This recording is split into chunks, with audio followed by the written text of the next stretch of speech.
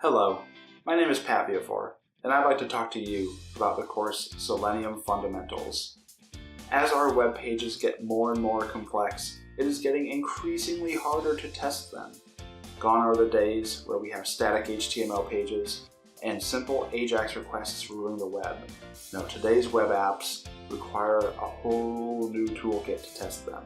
They require much more dynamic interaction, much more than ever before. You have to think like a browser or behave like a browser. Fortunately, we have the Selenium tool to help us do just that. Selenium is an automation tool allowing you to drive web browsers programmatically.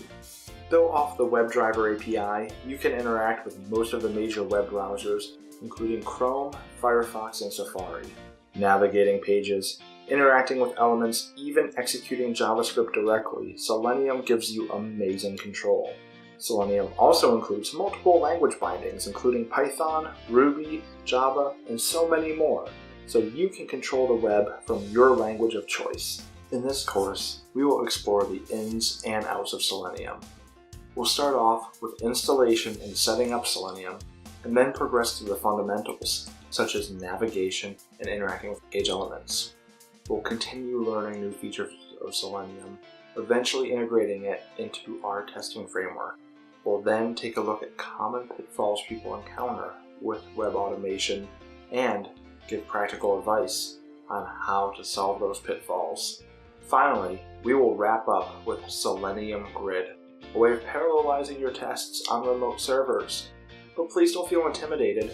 This course is broken up into short, focused lessons, and we don't want to overwhelm you. We'll have plenty of examples and activities along the way that you can follow along with at your own pace with no problems.